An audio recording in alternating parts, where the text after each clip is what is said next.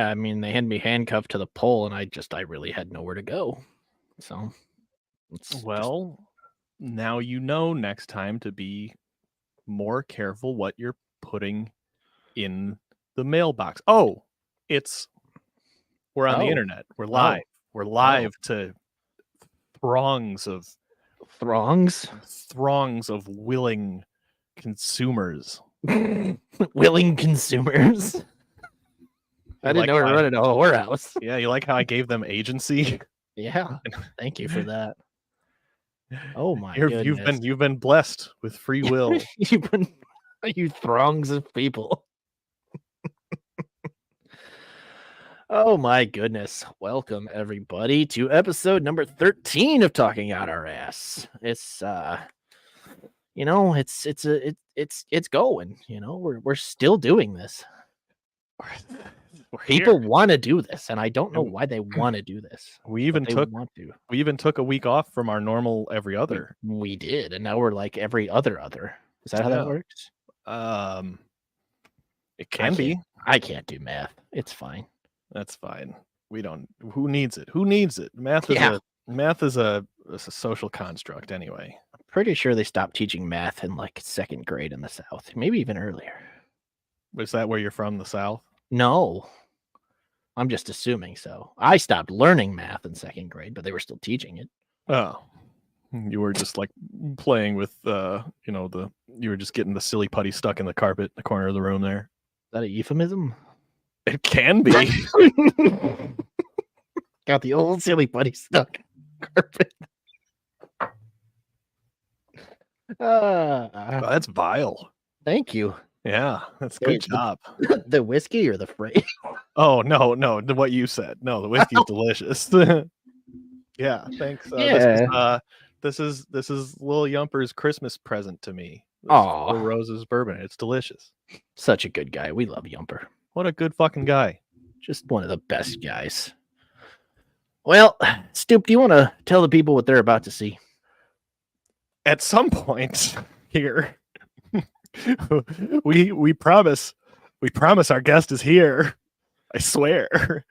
At some point here, we're going to bring on a guest. And ladies and gentlemen, boys and girls, theys and thems, this is a show called Talking Out Our Ass. It's a talk show hosted by the just dashingly handsome Sam Reeves and myself, Stoop Kid.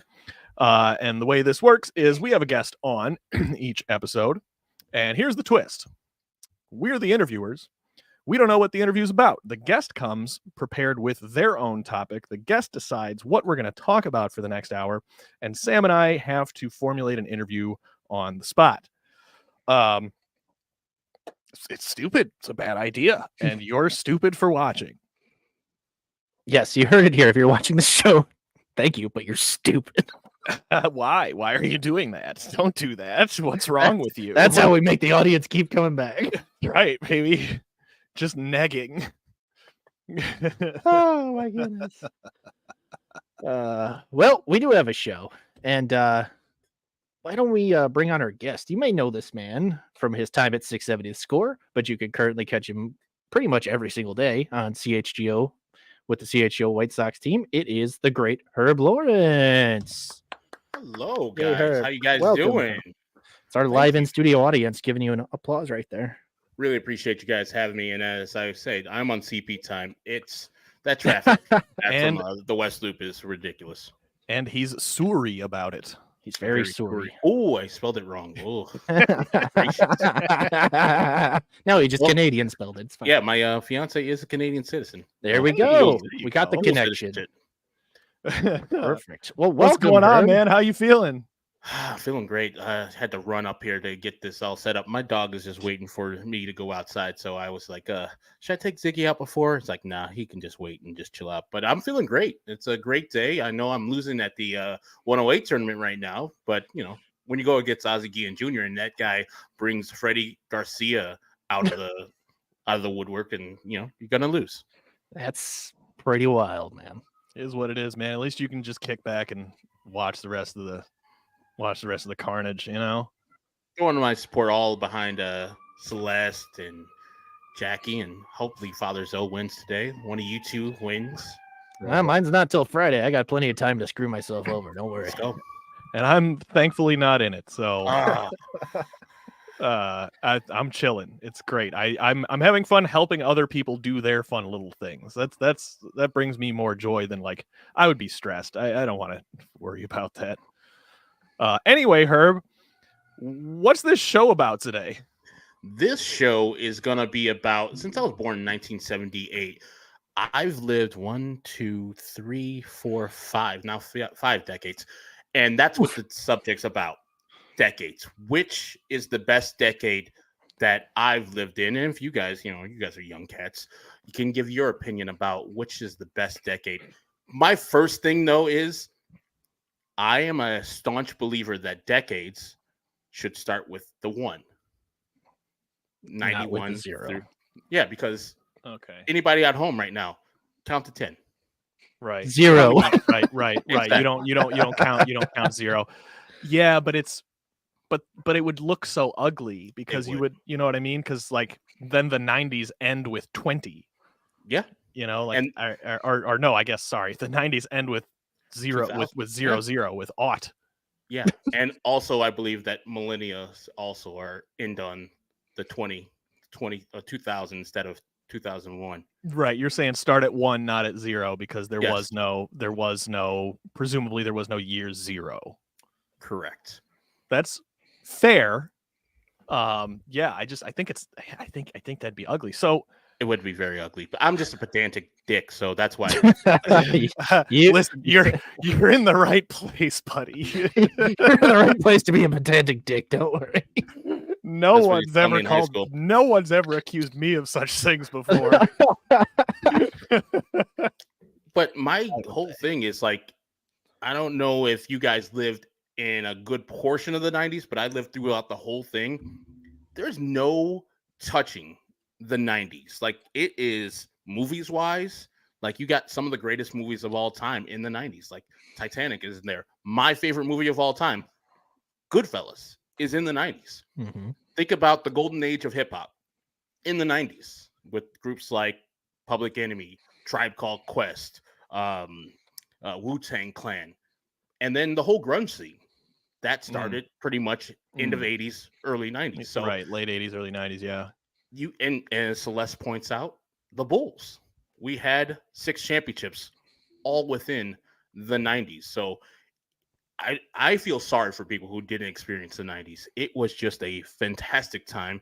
I was pretty much a 10-year-old to a 20-year-old in the 90s. It was a great time, and I wish we can go back to that time because the internet wasn't really a thing in the 90s either. So while the internet giveth, it does taketh away. Well, I'm glad you said that because on our last episode, we established with our buddy Josh Nelson that we'd all be better off without the internet. Like, in fact, we like the Amish are kind of onto something is what we deduced. Now, maybe we go a little bit further into technology than that. Like, I'd say let's go back to when we had like refrigeration and like, telecommunications, TV, radio, all that. But like, just not like this is just not doing anything good for anybody. So I'm right there with you. Sam and I were born in 93 for perspective, but that doesn't mean we can't, have like, obviously we've consumed media. And so I guess my first question is when you say like best decade, was there anything specific like media, sports, or just you're taking the totality of all of pop culture? I mean, I think most people feel that either their college or high school years are probably their best years. They're when they peaked. And I mean, I don't know if I necessarily peaked in high school, but those 4 years and from 92 to 96, just phenomenal. Like the music, like I said, was eclectic. I got to, I'm from Wheaton, so I get to get the suburban type of stuff where I'm talking about listen to Green Day or 311. And then also I get the hip hop stuff that was happening then. It was just an atmosphere that, I know some people were talking about Gen X and racism ended in the 90s, which, it did not. It did not. I experienced some in the 90s, but that was it, and never again. Everything's been perfect since then. Thanks, 90s. that damn black president reintroduced racism. But I just think like Oh, I it thought was you meant just Clinton. oh no, not he was our first black president. Yeah, That's he was the right. first black president. Yeah. Also great times. I mean, I know Bill Clinton is a creep of a guy and fucking everything that moved, but I think our country progressed in a great way through the 90s. Like I know at the end of the 90s, we had Columbine, but that was because of the gun thing, the long range gun thing expiring and not really getting back to what we were built on this country. Now the guns are just a fucking joke. I hate them. But I think that period of time was just the innocence of being in a high school, going to college, not really like when I went to college was the first time I sent an email. It was like 1997. And it was like, what is this thing? Oh, I can send electronic mail to my friends. Oh, wow, this is going to be a thing. And then the dial up and such. It was like the innocence of that whole era where we're all trying to learn and navigate this new type of system. And now I look back at that with such fondness because it was everybody doing it at the same time and not a lot of people being how the internet is now. Yeah, where there's it's an kinda innocence. There's an mean. innocence to it, right? Yeah, and mean, and people are like, oh man, this is a great thing that we're using. And now we've turned it into kind of a evil thing. If you want to be evil, you can be evil on the internet. And so yeah, in sports, like I said, the 90s White Sox, even though they only won that one division, Well, they Robin the got absolutely screwed by the lockout 94. year. Yeah, Yeah. and that's Jerry Reinsdorf. And so Yes, you it get is. Robin Ventura, you get Alex Fernandez, Frank Thomas, of course. Those are great times for White Sox fans. And then we get screwed at 94, and then the Cleveland Indians take over for the rest of the decade. But we got to see Albert Bell for 2 years here as a White Sox fan. He crushed his 2 years here. So, yeah, there was a time period. And even though I am a Sox fan, Sammy Sosa and Mark McGwire home run derby or home run yeah. summer in 98. Like, what could be Yeah, better than people impossible not to being be on entertained by steroids? that. Yeah, they're Yeah. on steroids. They're having a good time. And all us White Sox fans knew at that time that Sammy was on steroids because we remember that little guy that was on the White Sox. And all our Cub fans were like, no, he's not on steroids. And now those some bitches don't know who Sammy Sosa is. Hypocrite-ass Cub fans. They won't bring him back, man. Crazy. I mean, this is annoying to a lot of the country, but you also had the Cowboys during the 90s doing their dynasty run. So that's when they became America's team. Do you know how bad? I don't know if you guys have looked at the stats of Troy Aikman. Oh, yeah, I'm actually looking at Frank Thomas's 90s stats right now. I mean, that guy. You're keeping pace with guys who are juicing. Like, I mean, OPS is over 1 in 1, 2, 3. Almost every year of the 90s, he's over 1. I mean, it's just not human. Yeah, and the other, I think it was a couple years ago. I don't know if you're a Shy Sox fan, Mike, kind of a young White Sox fan. He was going over somebody and saying, man, this player, I think he was either Jose Abreu or Paul Konerko, and he was saying kind of like, man, their offensive stats are great, and kind of not even mentioning Frank Thomas, but he wasn't alive when Frank Thomas played. I was like, hey, kid, Frank Thomas, if you're ever announcing or talking about White Sox offense and don't start with Frank Thomas, you're doing it wrong. Because as you said, that man hit everything and hit it hard and walked everything. In his first 7 years, only the greats like, was it Jimmy Fox and Ted Williams and others who are legends match those. And so, yeah, living through that system. And when I was that kid in the 90s, people said I looked like him. So I kind of pushed away from that, especially being in the suburbs as the only black kid. I was like, hey, yeah, you're just saying that because I'm the only black kid. Right. But now I look back, I was like, I kind of did. I was a Robin Ventura fan because I didn't want to be a Frank Thomas fan. But now looking back at those stats, I was like, man, what the fuck was I doing? Yeah, well, that was a portent of contrarianism to come. For you, I think. Oh, it's even worse. Yeah, I mean, God, Frank could have just oh boy, if he hadn't been like I fully understand and respect the chip that he had on his shoulder for the entire time that he was here. But God damn it, if he had been half as personable as he has been in his post-playing career, he could have run this town. It would have been him and Jordan 1 and 2. Like, flip that, but you know what I mean? Like he could have just mopped, and instead he was, a little bit mercurial, adversarial to the public and the media while he was, but God almighty, nobody could deny those numbers. Good Lord. Yeah, I think one thing I heard when I was a kid, when I went to those games, that he changed the schedules because the White Sox used to bat when fans were allowed in the ballpark. He changed the schedule for the White Sox to bat before the away team. So when you get into the ballpark an hour and a half before the game, you only see the away team batting. And because Frank, when he was doing his batting practice before game, was serious. He was just like, locked in. Yeah. And the results speak for themselves. Like you said, Stu, he could have been better if he knew the PR game a little bit better. Man, because he retired and he softened up, and now he's all over the television everywhere. Yeah, I've got my opinions on him as a TV talking guy personality, but he's gotten much better over his years. But yeah, I think that's sort of a missed opportunity that would be unthinkable in today's age of social media and everyone constantly selling themselves as a brand, as a product. Like, boy, oh, like that would be unthinkable. I mean, I guess Mike Trout is the example of that now. Where he's not super interested in, but even he still, I feel like, is just more, I don't know, maybe it's I'm looking at it through a historical bias or whatever. Yeah, I think Trout is more stoicism than being a dick.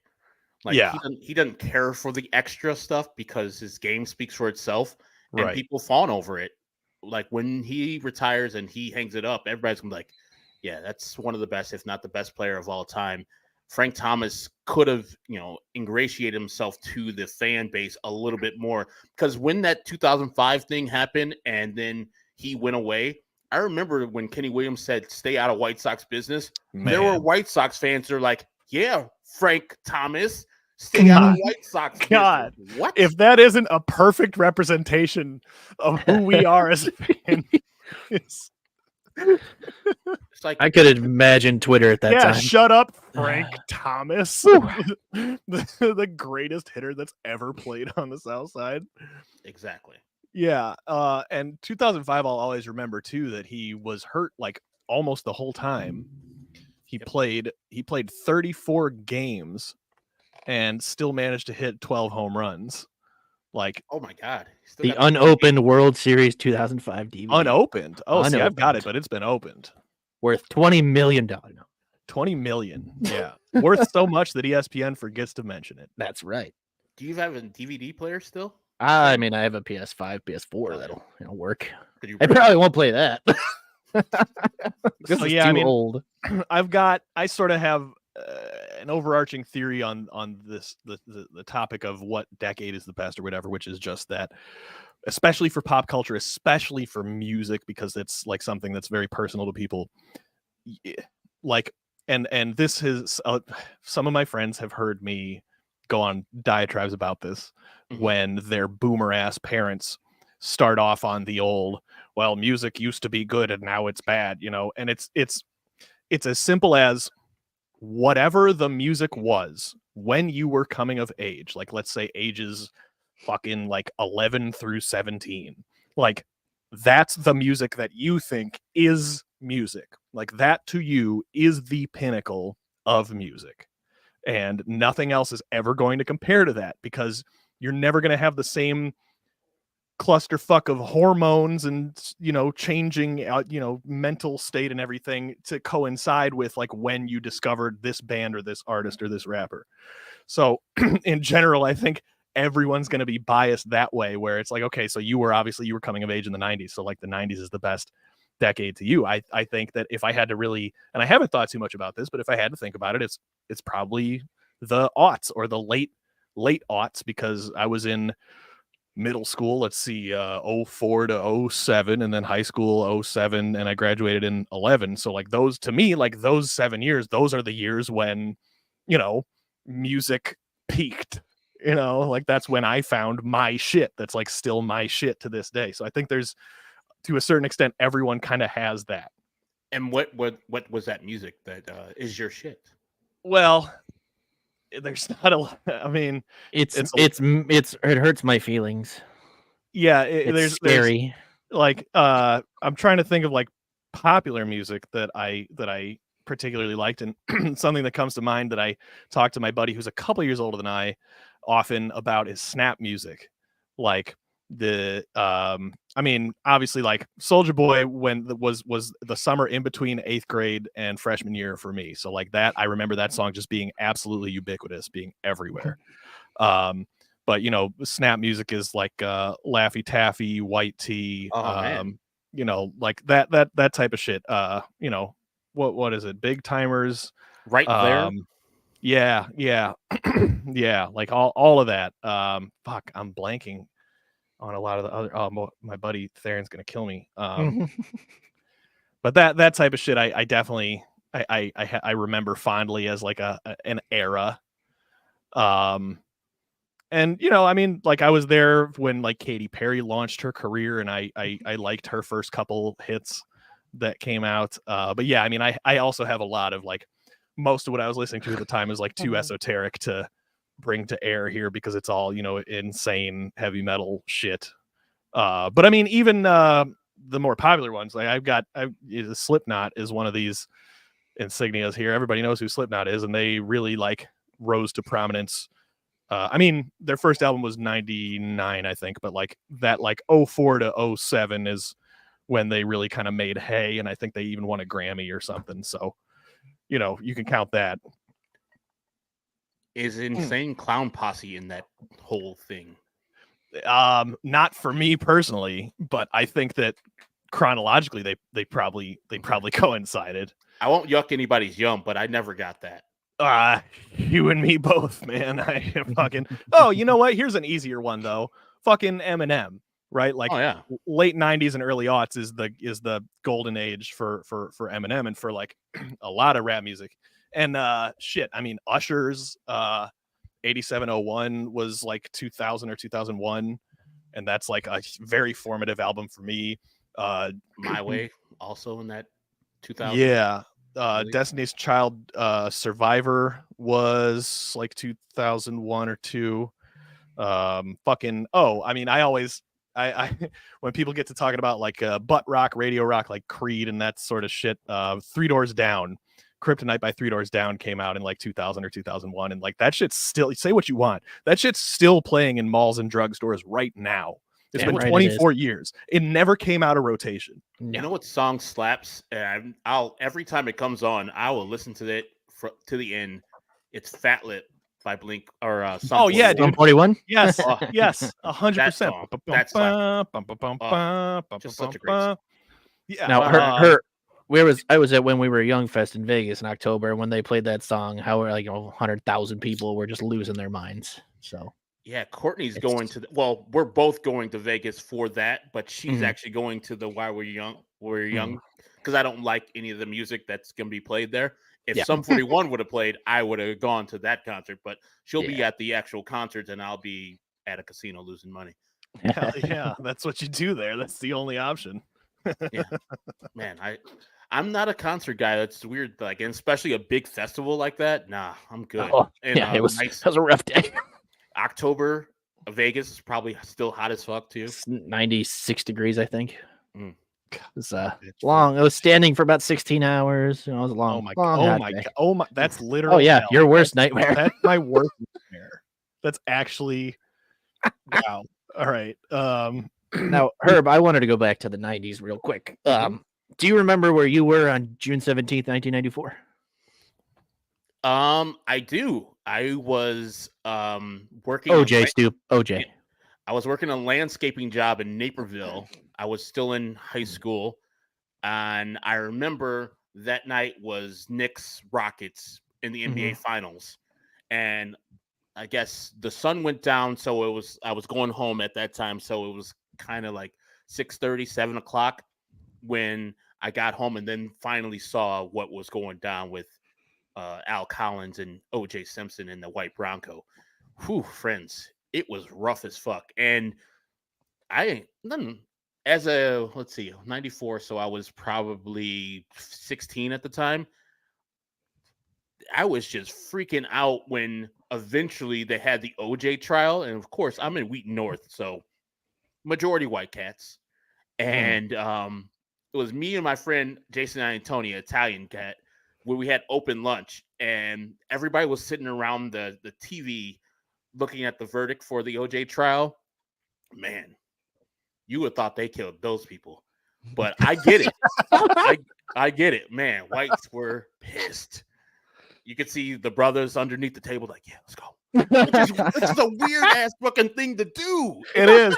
It's the weirdest you thing know to what? do. Like, you just killed 2 people and got away with it. Like, as a Hell high yeah. school kid, you're not thinking of those things. You're like, yeah, 2 people just died, and you're cheering for fucking OJ. Which, as a 16-year-old, I didn't care about OJ. I saw him in the Right. Naked Gun movies. He was Right. fine. Right. To me, he wasn't the football player. He was the Naked Gun guy. He was the NBC sideline guy. Mm. And I don't know why. Well, I do know why, because Yeah, you know why. I know why. But now looking back at that, I feel embarrassed for that kid who was cheering a murderer on for getting away with murder. So I don't feel it, but let me let me speak from totally my place here. I don't feel embarrassed for that kid. I understand. I get it. Like he probably did that shit, but like a win's a win, man. Like, Take them where you can get them. yeah, but I would want the win the other way. Like, yeah, of course wait, you would, like but you gotta the take white what you can cat get. getting killed, getting thrown in jail for finally, getting some justice for black people. But yeah, I don't know like why we were so pro OJ. As OJ said himself, I'm not black, I'm OJ. Like, That's true. That's true. He did try to sell out, and yeah, that's part of it. I guess that I don't factor into the timeline.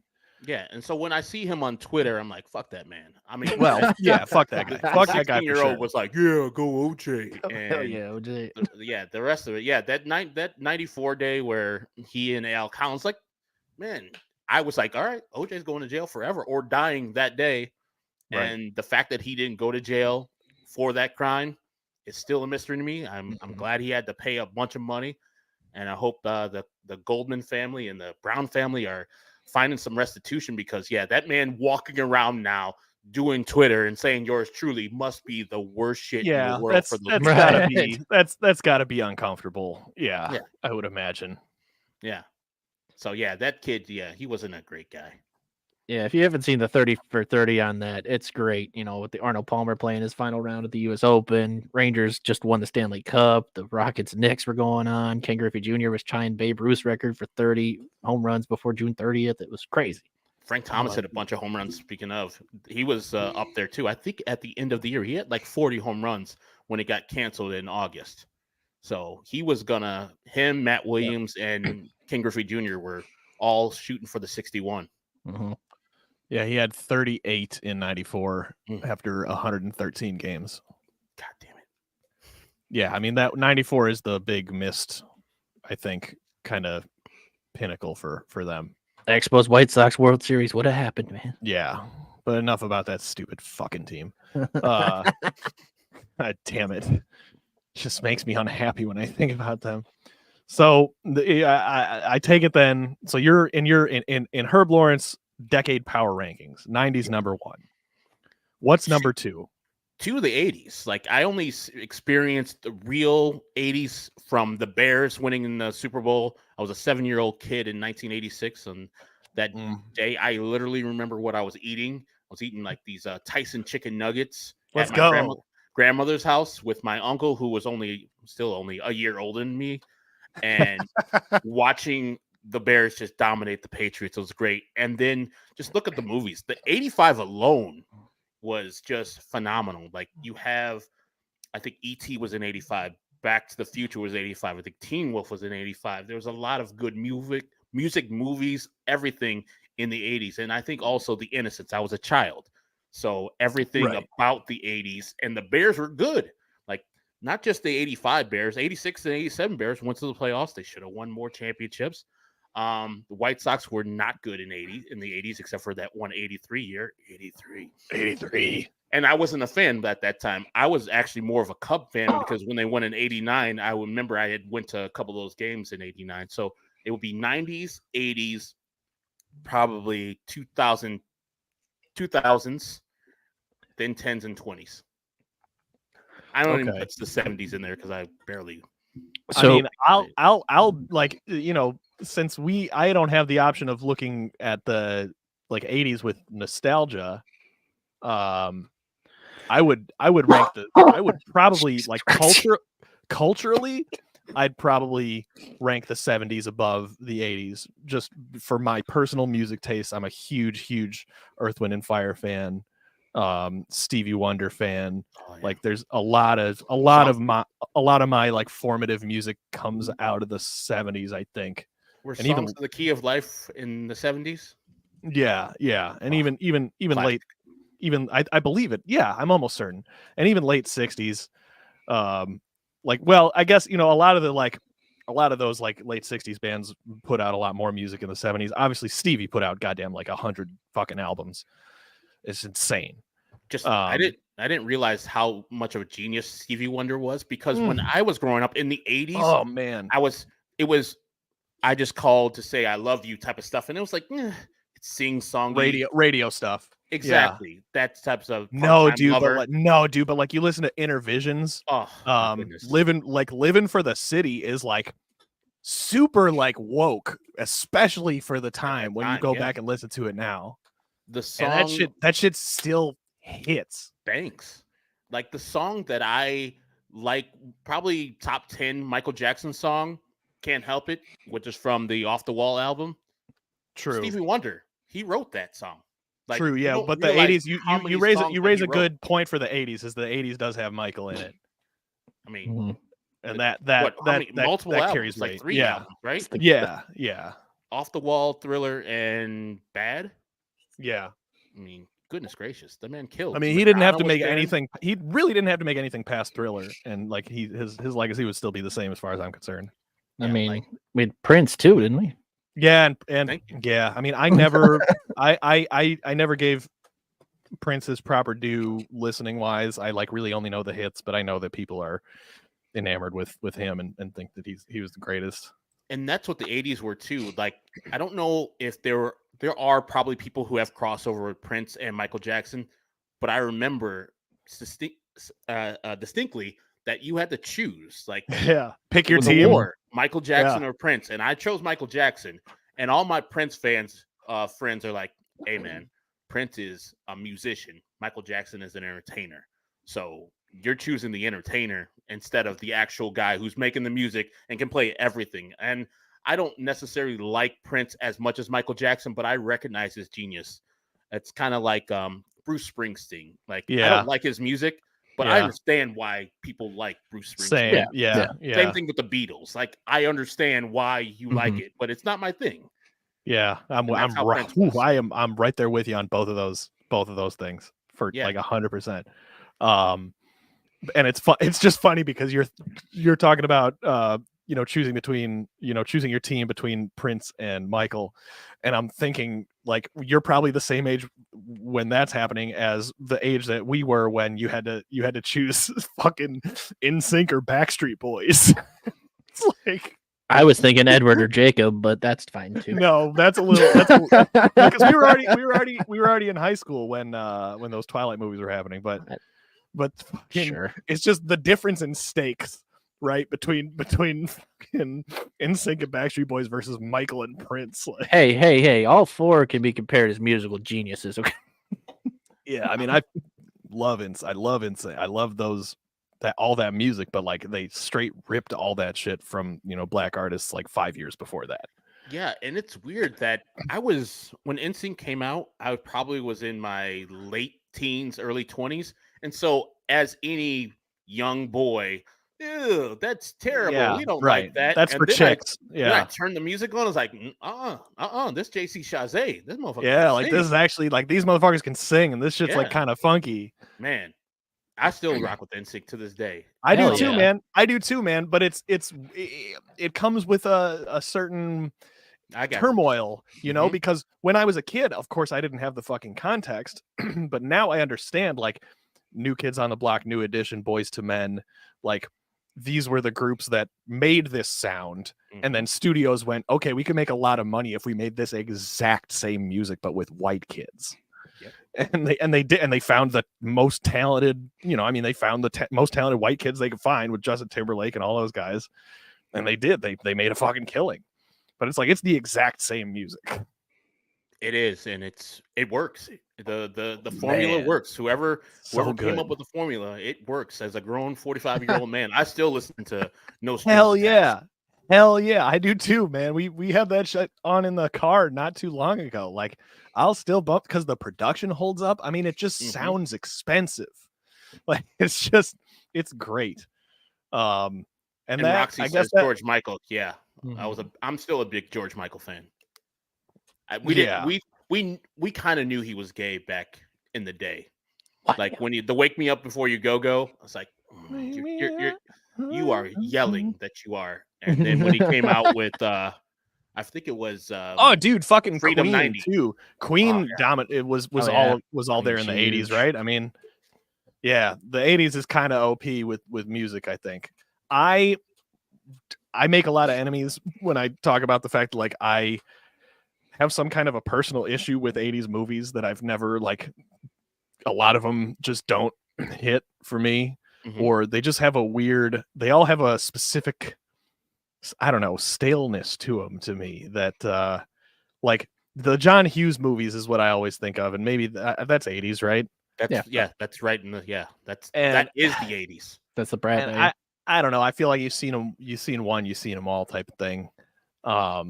And like, I personally have actually never sat and watched Back to the Future because it's been Same. referenced so much that I know the entire movie already. I don't need to see it, you know. Yeah, That's just the I think product of me being born after those movies came out. Mhm. yeah, you probably don't need to see it because I enjoy it because I was a child Nostalgia, and then I watched it over and over again. But yeah, I can look back. The movies that you do not need to watch. Do not watch Revenge of the Nerds. Do not watch Revenge of the Nerds or Porky's. Porkies. There's a lot of rape culture in these movies. As a child, they dude, allowed me to watch these movies where they're filming naked women, and the Betty Childs thing where she's the girlfriend of the main character, Stan Gable. And I'm just gonna tell you one scene. This is a trigger warning, people. But one of the nerds puts on a Darth Vader helmet and goes into the moon room and acts like he's Stan Gable to Betty Childs, and they have relations. And I'm like, exactly, Brian. That's assault. Oh my God. There was assault throughout the movie, and I didn't learn about the assault or know that was not right until I was like 20. Right. And so imagine people who watch that movie and just like, oh, that's good. You can imagine people who are dumber than you, Herb. Like that, you know, like many. that. There's not many. But you know, like that's bar. That's damaging. Like, that's not cool. Oh, yeah. I don't know. Dazed and Confused, is that 80s or 90s that came out? That's 80s, I believe, right? In late 80s, early Late 90s. 80s. Yeah, because I've seen that. That was fine, I guess. Like, yeah, like what was that? Can't Hardly Wait is a 90s movie that's kind of Dazed and Confused, but in the middle of the 90s. I feel like a rape culture, though. I feel like culturally, like the last couple. Well, I guess it really just coincides with, and it's weird that it does because they shouldn't have anything to do with one another, but it coincides with who was president. Like, I think of the 80s as when Reagan is president, and then even though Bush Sr. takes over in 88, like, that's the 90s. Like, Bush Sr. starts the 90s because then like 88, 89 is when, like you were talking about, like grunge starts, lots of other stuff starts like, okay, so yeah, Yum says it's 93 for whatever. But yeah, I think boy, oh boy, did things take a turn here in the 80s. And I know that you guys probably had the same DARE classes that we had Mm-hmm. in the 80s, but learning about DARE and how Nancy Reagan started that thing and knowing Nancy Throat Reagan, goat. exactly, the throat goat. I laugh every time I think about Nancy Reagan. It's like this lady was talking about fucking don't do drugs, and she was swallowing everything. And because she and her husband were terrible people to the Horrible gay- people. Some of the worst the gay people who have community. ever lived. Just Some of terrible the people. most evil people who have ever lived on Earth. And so I'm glad that she is down wherever she's at. We actually don't believe in heaven and hell, but if there is a place, She's in the down ground. there. The TG is down there. Throat goat forever. Don't smoke crack, kids. Smoke pole. Exactly. And I don't want to, shame her for being sexual, but she was the No, that's she not. was the opposite No. of that though. Yeah. Like she was saying, no abstinence and don't do drugs, and while she was out here smoking pole every 5 seconds. Let's go. Just a hypocrite. That's half the reason why I didn't like her. Yeah, well, they fucking both were. I mean, you don't think Reagan liked to get high or whatever? Like, he's a fucking actor. Like, Yeah. that's just ridiculous. Mm-hmm. Like Reagan also knew both of them knew countless gay people, and we're close friends with countless gay people. They're from fucking Hollywood. Yep. And they still turn around and blame AIDS on them motherfuckers and don't do anything about it. Some of the most evil people who've ever lived. Like Rock Hudson. Yeah, they were good friends with Rock Hudson. Right. And the dad from Brady Bunch too. And they pretty much vilified the gay community for AIDS that whole decade. Mm-hmm. I remember it like it was yesterday. And I remember the first time where AIDS wasn't necessarily a gay thing, or it wasn't a gay disease. I think it was Arthur Ashe, the tennis player, late 80s, early 90s. And then they kind of softened their position. I was like, but before that, man, they absolutely set up the narrative that gay people are evil and this disease is what they get for being gay. And Magic too, right? Magic Johnson yeah. was a big breaker 91. of that stigma. Yeah. Yeah, that's true. So we go 90s 1, 80s 2. Now,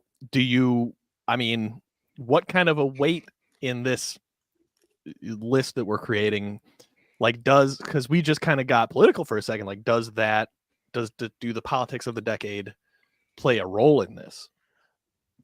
Yeah, they do. And probably because I'm a Democrat by trade, the 90s were great because that's pretty much all Bill Clinton. And he's the only president in U.S. history to balance the budget, by the way. Mm-hmm.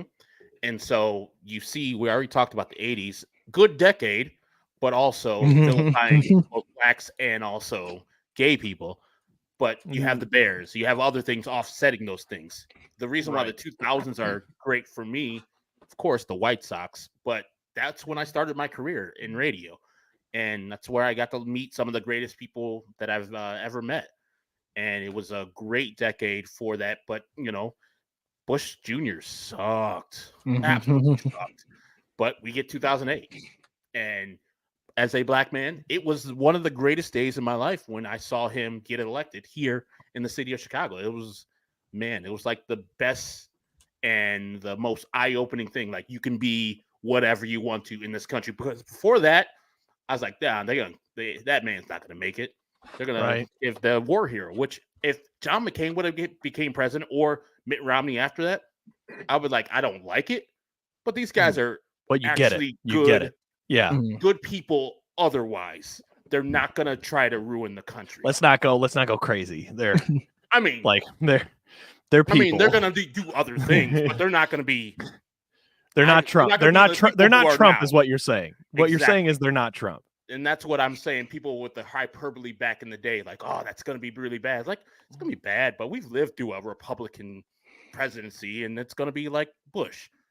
You lived through 2 Republican presidencies under Obama, but it did feel good when he got elected. I mean, Yes, I get what you're saying. Yes.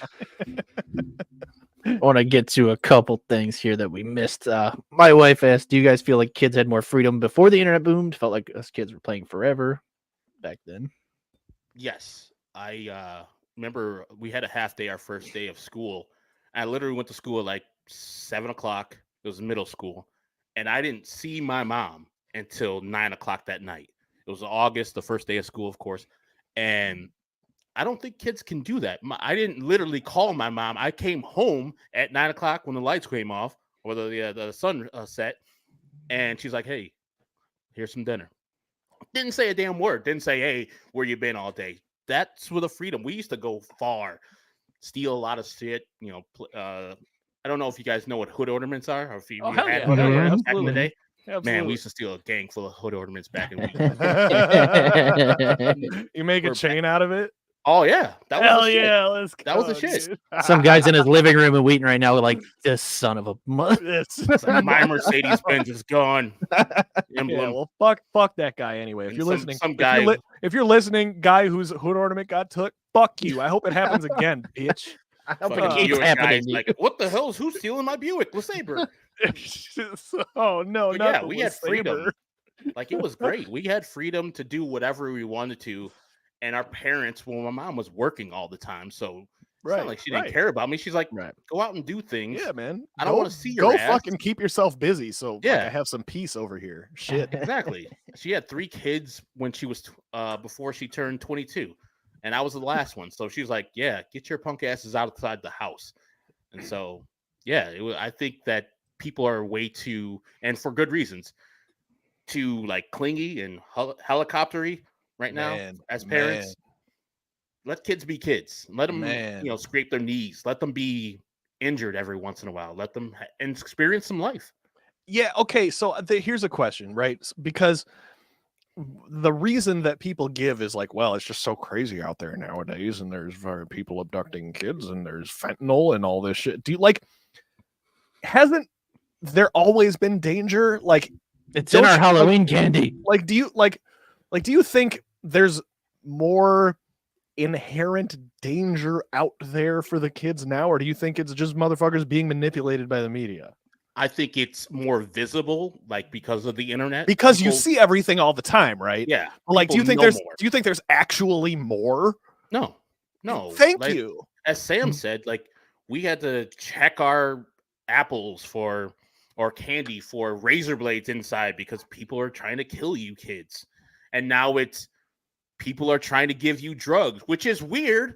Because trying to give you edibles. No one's giving you free drugs, okay? I'm not giving your fucking kid free edibles. I paid money for this. Herb's like, we may have a sponsorship with a dispensary, but it ain't not with you kids. Y'all didn't put in on this.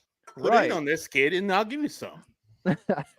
Yeah, man. And I think back because like Sam and I came of age at a peculiar, like right at the crossroads where we switched from like dial up to high speed internet, like right at those, like the iPhone came out halfway through our high school years. Wow. So like, it's like a switch flipped, you know what I mean? So like we're lucky enough to still remember like playing outside, It's nuts. It's nuts to think about kids now. Just everything's virtual. And like, I sort of like, I at the time it pissed me off, but in retrospect, I'm like, thanks mom and dad for never getting me like a PlayStation or one of those things. Right. They were always, because every single Christmas I was like, please, all my friends have PlayStation, Nintendo, whatever, like give me one of these things. And they're like, no, fuck you, go outside. And like, that's how they would say it to me. They'd say, no, that's what verbatim, It's in retrospect, I'm like, yeah, thanks, because I have the rest of my life to rot in front of this fucking glowing rectangle. Did you guys have like laptops in high school? No, I didn't. At least I did. It was a piece of shit, but I did. And like we barely had high speed internet, but I did have like the AOL Instant Messenger, and then like my cousin got me on Facebook when it was still like only like college students that were on Facebook. Playing hot or not. Oh yeah. Yeah. So I did have one, but like the internet still wasn't like now you take for granted. You click something and it's fucking instant, right? Yeah. Mhm. You don't have to like let porn load and like go do something else for 30 minutes while the video loads, The buffering. Yeah. As buffering. Zoe says, man. In my day, we watched scrambled porn. I mean, it was It great. is what it times. is. Like the damn Lord intended. What is that? What does scrambled mean? It was on a channel that you didn't have. Okay, A part okay. of your package, your cable package. It was on like the late channels, and so it'd be like kind of like you would see like every once in a while. Oh, this is a titty. Yeah. And as a teenager, man, that like think about it. Like we had VHS, but none of us Yeah. bought these things. We had to go and steal it from our dad or mom's right. closet. Or And magazines. So, for mostly, yeah, it was Playboys or whatever they were. But when you actually saw live action and something that you weren't supposed to see, man, explosions, both in the head and other places. I like this comment from CD4. Danger was invented in 2011. Danger wasn't a thing before. Yeah, danger is a liberal creation. Keep the kids soft and keep the kids inside. Who was I talking about? Who was I talking to about mulch and the fact that the playgrounds now have rubber mulch? Like, maybe you're not going to cut yourself on rubber mulch, but it is going to give you cancer. And you know what won't give you cancer is regular goddamn shredded trees. And I think so. Like you also, when you're playing in the park, to know that concrete is gonna hurt, right? If you jump off of that swing, right? So you're trying to land that perfect jump off of the swing, and so if you don't, knees are gonna get scraped up. Yeah, that rubber mulch is not gonna teach you a lesson. Exactly. Like, it's gonna give you cancer for sure. I mean, I don't see how it doesn't. Yeah, kids. I don't think kids are soft. And then when people talk about the participation trophies, about the kids, man, that was y'all idea. That wasn't our idea. Exactly. Participation trophies are not given out by the kids; they're given out by the adults. Right. And so yes, it's people like myself, which I would give out. If kids wants a participation trophy, go ahead, enjoy yourself. I didn't ask for these fucking trophies. They're still in a box over here somewhere. Yeah, and I don't need that shit. We're talking to each other like, why the fuck is that guy getting a trophy? He didn't do shit all year. right. That's the kid that batted 17th. He just fucking didn't do anything. He sucked. And if you're at home right now going, we never said that, but you're the kid they were talking about. Oh, yeah. And that's what makes me mad about Nerds. The Sandlot. The Sandlot, that kid couldn't play dead. And then, like, Benny told him how to catch, and then he's an actual decent player. We know that's never happened. When the kid couldn't play baseball, he sucked forever. He was terrible. Like, Scotty Smalls hit a home run eventually, like 3 weeks after he learned how to play baseball. Yeah, that ain't what happened. Baseball's not very hard. It's very easy. Yeah, and right. Also, right. in that movie, he's not talking into the microphone when he's doing the play-by-play for Benny the Jet Rodriguez, who turned into a pinch runner. God damn it, dude! You're gonna make me watch this back now. And but the sound of the broadcast is immaculate. Yes. Oh my God! That's Rodriguez steals home. That's what it was. And he turned into that, like, with all, like, how hard it is to make the major leagues. They're like, he's just gonna be a pinch runner. That's all he is. Right. Like, just make him a superstar. Yeah, he's Gerard Dyson or what's his name? Billy Hamilton. Yeah. Mm-hmm. Yeah. All right, let's do this one. Is right, Heather. What's the worst pop culture moment in the 1990s, Herb? I'm trying to think of a bad pop culture moment in the 90s. It was just such a great decade. I don't know if you would consider the Columbine disaster pop culture, but oh my god, I killed Stoop. That's bad. Are you dead, Stoop? He'll be back. He died. Yeah, it was bad. But I was already in college, so Fair. I mean, it's that is a I bad really didn't have to moment. worry. I didn't have to worry about the things that you guys had to worry about going to No, going to high no, school. no. That's Like, true. This is on the What the fuck is that? Your manifesto? What the fuck is this on the list of future reading materials.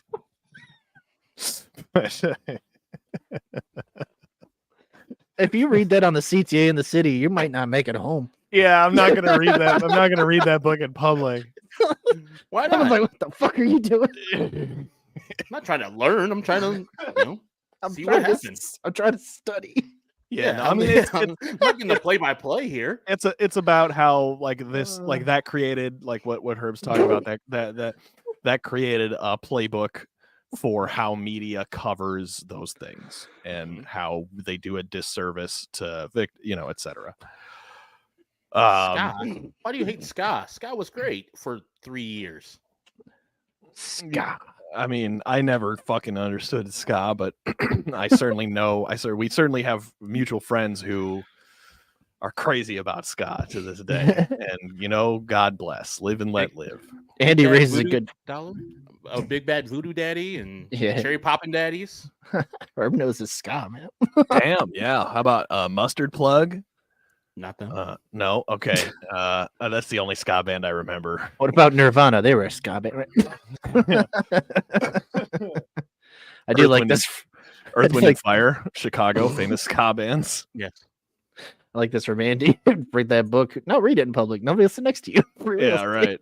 Right. Yeah, that's a good. It's a good point. Read it on a plane. Yeah, but also people on the train may be armed, and like, I'm not gonna take that gamble. Hanson, fuck yeah. Herb, do you have a favorite '90s cartoon? Ooh. Yeah, we were just talking about it earlier. Teenage Mutant Ninja Turtles. Just Okay. a phenomenal cartoon. I was always Raphael because of the size. His weapons. Everybody I knew was either Donatello or Michelangelo. Few people were Leonardo people, but their boss is a rat and they're turtles. They go against Splinter. It's just awesome awesome cartoon.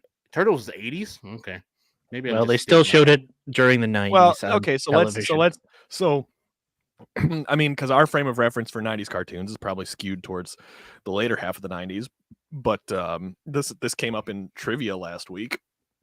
Shout out Al in the comments.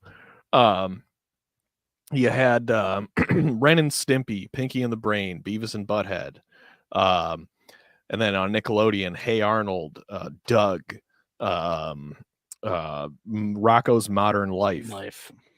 God, there was oh boy, Rugrats. Oh my God, I watched a lot of television is what I'm realizing. Cat Dog. I remember when SpongeBob came out, and it was from the creators of Cat Dog, and my parents were like, "Ooh, we don't like this show," for whatever fucking like it's lowbrow or whatever. Oh my God, Cow and Chicken. Jesus Christ. Was that in an Eddie 90s? Or was that 2000? Maybe started in like 98 or 99. Roxy, sounds like you didn't go outside much. That's stupid. You are goddamn right. It was one or the other. Go outside, throw a ball against the wall, or sit inside and watch this animated show. Hey Arnold, man. Either way, be quiet. Either way, shut the fuck up. I did like Ren and Stimpy, Brian. Yeah, Ren and Stimpy was good. I enjoyed the Spider-Man 1994 series, animated series. That was good. Pinky and the Brain. Yeah, Pinky and the Brain. Shout out Roxy. Animaniacs, Darkwing Duck. Yeah. Oh yeah. See, these are 90s cartoons. Yep. So at the end of the 90s, South Park eventually came about. Well, South Park started like what, 96? 96 or 97 was the first because season. I remember still being in like almost like daycare, kindergarten when South Park came out. Mm-hmm. Yeah, it was I think 96 was the first debut. Are you either Star Wars or Simpsons guy, Herb? I've never watched the Star Wars, any of them yet. I feel kind of like you feel about Back to the Future. Right, that you already know everything that happens.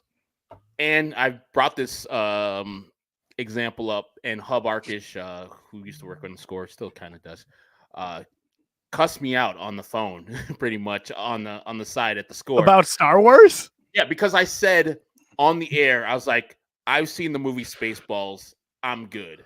I got what I need to get. And he Mel called Brooks. in immediately. He was like, Herb, that is the most idiotic thing I've ever heard. It's just blah blah blah blah blah. I was like, I still haven't seen it. That's not the person that I would expect to be calling you about that. Oh, like it wasn't. It was like out for of the blue. sure. Like if it was Lawrence Mhm. or Dan or like any of the other people, for it to be Hub that was the Yeah. one that made the call. That's Oh, really fucking funny, pissed. man. Pissed that I had said Spaceballs. I've seen Spaceballs. I'm good. I ain't seen shit.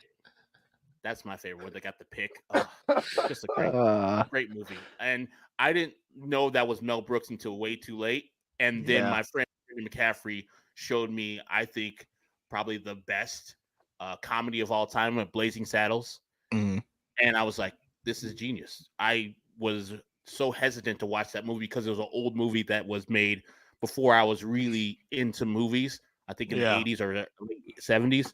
But I watched it. I was like, this is Dude, brilliant. Blazing Saddles was so ahead of its time. Like, My goodness. it's still like the fact that like Blazing Saddles now is still subversive. Hmm. Like, you know, fucking 40 years later, it's still subversive. It's still edgy. So, The God, sheriff is up. dude, like that guy was in another dimension when he wrote that. Like, are Mhm. you kidding? I haven't watched it in a while, but my mom Yeah. loves that movie. Sam, you and I ought to get together and watch that movie again. Herb can come. Herb can come. too. Herb, you want to come by and watch He's Blazing not- Saddles with us? He's, Come on. he's not busy. He's got nothing going on. Yeah, he doesn't do anything. I'll watch that movie anytime. Let's Invite me go, over. dude. Hell yeah. Let's fucking go, dude. We'll go to CHGO and watch it on their big screens in Hell yeah. there. Instead of watching the White Sox. Yeah. By all Yeah. means, anything to watch instead of the fucking White Sox. Jesus Christ. I Can't say even as do a this season fucking ticket show. holder. Yeah, I am a divorced season ticket holder. I am a no longer season ticket holder. Fuck that shit. Fuck that Coward. team. God damn it. Fuck that company. Could God. have got winning- 15% off of concessions this year. Yeah, great, cool, awesome. It's still too expensive. Give a fuck. God damn it. It's gonna take me 4 fucking hours to get into the fucking ballpark. You're gonna be so silly in October when they're having the parade downtown. Come on. You're right. Grinder ball's back. Everyone- Hey man, in 05 they were picked to finish 4th. You know what the fuck do we know? This is what I'm saying. Oh boy. Where's our This Frank is- Thomas, though? Where's our Scott Pastetic? Is it Dominic Fletcher? Our Frank Thomas is currently a 5'8", very, very, very white first baseman named Andrew. Generous with the 5'8". Hey, I'm a prime defender of AV, and I always will. He's a Hall of Famer. All right. Paul Canerco says so. But Paul's like, hey, stop doing that long ass leg Yes. kick. Stop doing everything you're doing. What you're doing hitting off the tee is dumb. Don't do that, dummy. Just be a better baseball player. Just play baseball. Okay. Oh boy. Yeah, that's true. You don't have to utilize the concessions when you bring a snack sack. Yeah, which they're gonna stop letting us bring in for sure. They're gonna only in a any day. now. only in a smaller, clearer bag than you have now. Yeah, but not the clear bag that we fucking gave you. Not that That's- one. that's You not can't come into the park with the bag that we fucking gave you at the last game you showed up to. They actually did that to you? Oh yeah, buddy. Oh yeah. So White Sox. Here So we White go. Sox. Which decade had the best? So White Sox. Which decade had the best food and snacks, Herb? Ooh. Whew. See, this is you're just gonna correlate this to nostalgia again, but that's fine. Yeah. I mean, when I think about I don't know which decade it was, but Ecto Cooler.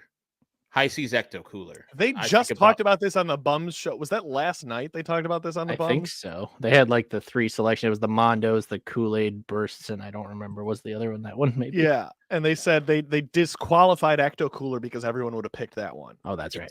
It's a fantastic drink. It was awesome.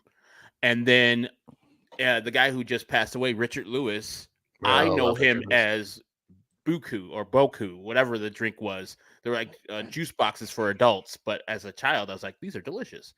Like, and that's all I know him from, not from Curb Your Enthusiasm, not from his comedy career. Like, he was the pitch man for that thing. And for us, it was Capri Suns, or you had the High C juice boxes, or Kool-Aid Jammers, but mostly I remember Capri Suns at Little League games and whatnot. Did you ever have those little like barrel type of drinks? They're plastic barrels. Yeah. I remember what you're talking. Yeah. Those are awesome. And I don't know if they still sell them, but EL Fudges. Yeah, EL Fudge was good. Yeah, those were top tier. Al, is that a type of diaper? Huggy Jugs? Huggy Jugs. For those with full cheeks. Dunkaroos 90s, yep. Caitlin loves the Dunkaroos. It's one of her favorites. Ecto Cooler was a High C product. Did not know. God, are we fat fucking Americans just eating all this processed sugar and shit? Jesus Christ. You know, if we did this show and we were from a different country, we'd be like, yeah, like apples and bananas and carrots, you know? Egg whites and beans. We're like, oh yeah, all this shit that's just like 50% high fructose corn syrup. Hell yeah, man. That's good. That's what I remember fondly. Sorry about the ambulance. Oh, it's fine. You didn't. No worries. You dude. didn't. Where Where were old films around here? So why were you late? The sirens have something to do with that, pal. Yeah, I wish. Dumb drivers. That's why I was late. No. Taking DeSalvo Lakeshore Drive. You weren't even late. You were right on time. You were right where you needed to be. Perfectly. That's the CP time. Hell yeah. Our condiments were dyed green and purple. Yep. You guys want green ketchup and purple ketchup? Oh yeah. See, that's a 2000s. That's a 2000s. That's a 2000s thing. Was the purple and green ketchups? But why? To make it fun.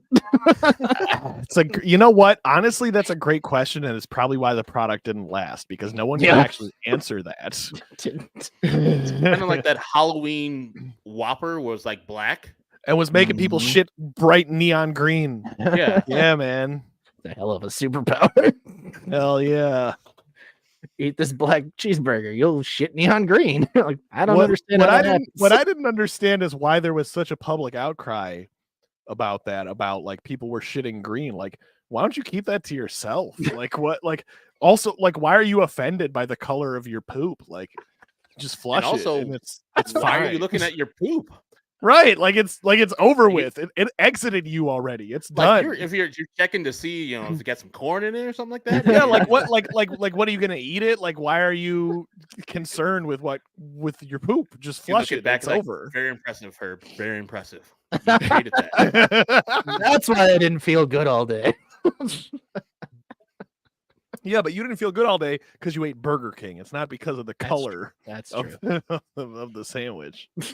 That's because I had this neon green shit just waiting to come out.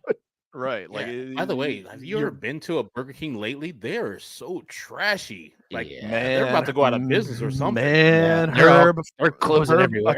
A couple things. First of all, if Brian's still watching, he's going to be upset that you said that.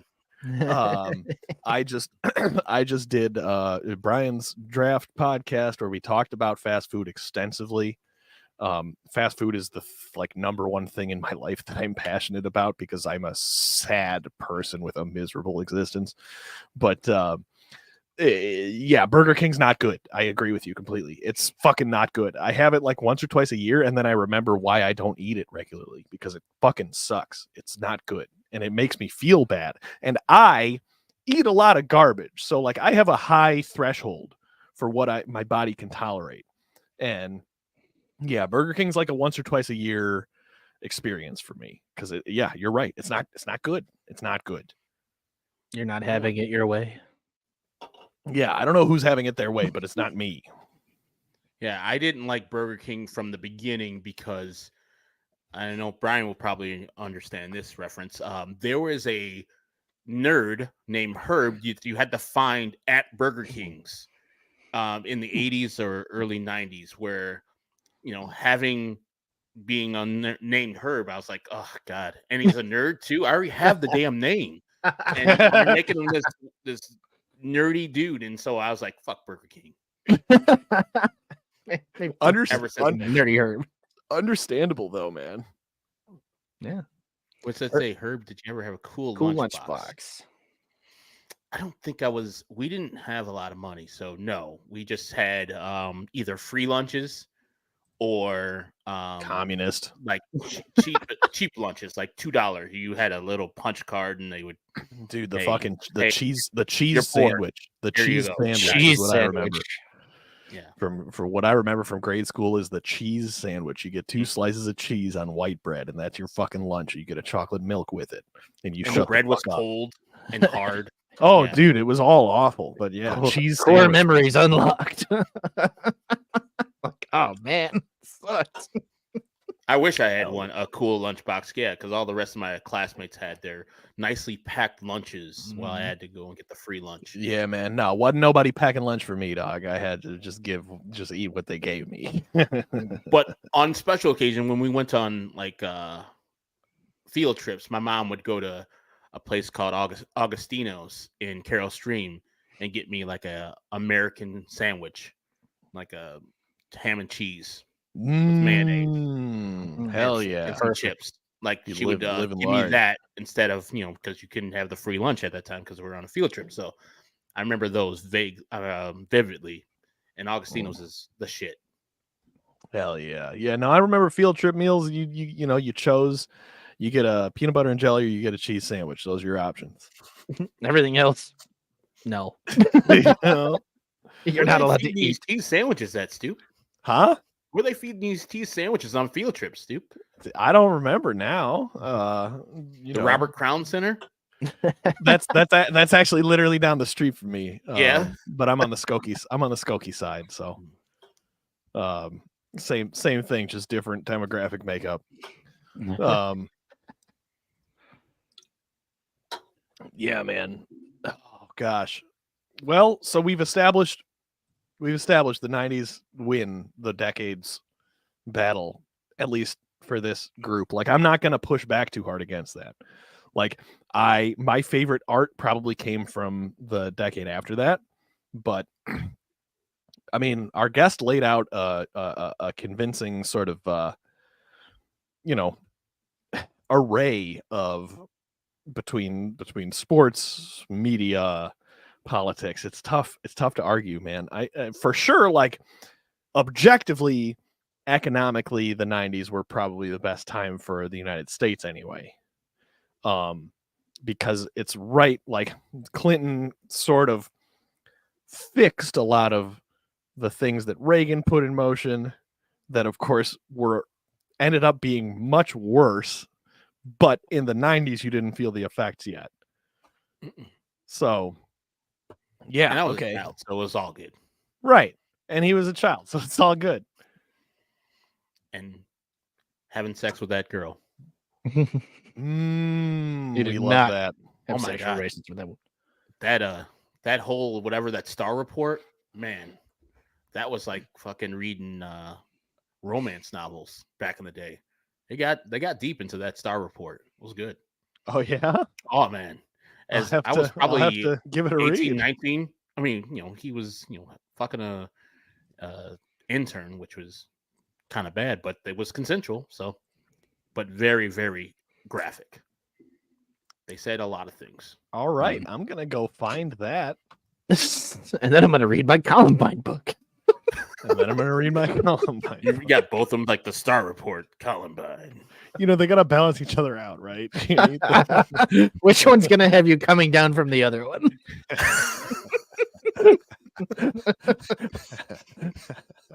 Just doing some light reading tonight, guys. Don't worry. Don't mind me. Yeah, guys. Star Report, we're good. Yeah, we're fine. I can't believe you got Oh. Columbine book. That's hilarious. All right. Well, that's a good spot to end the show tonight. Herb, thank you so much for coming on and bullshit with us about the decades that you've lived through. I mean, this was a lot of fun and it was ridiculously nostalgic. Thank you Is for having there, me, guys. of course, is there anything you want to plug before we get out of here? No, just CHGO White Sox every day. We do it 5 o'clock right now, and then when the season starts, we're just gonna do post games for the most part. But Monday through Friday right now, and then when the season starts, we'll do Sunday through Thursday shows after the games. Hell yeah. Grassroots media, folks. Go subscribe to CHGO, follow them, follow Herb. You know, there's not a lot of media outlets left for you that don't have the tendrils of billionaires in them. So We're the last one. Go find them where you can.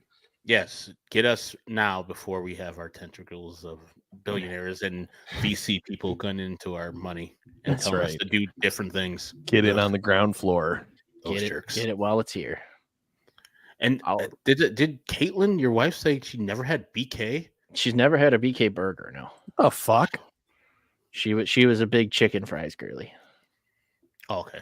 So, I mean, she's had Burger King, just not the actual burger. So, but yeah, thank you so much gentlemen. again, Herb. Thank you everybody who hopped in the comments, watched tonight. We had a pretty big showing, so appreciate everybody popping in, saying hello, and this show should be back in a couple weeks, and we'll see you for AskCast on Thursday. Thank you, everybody.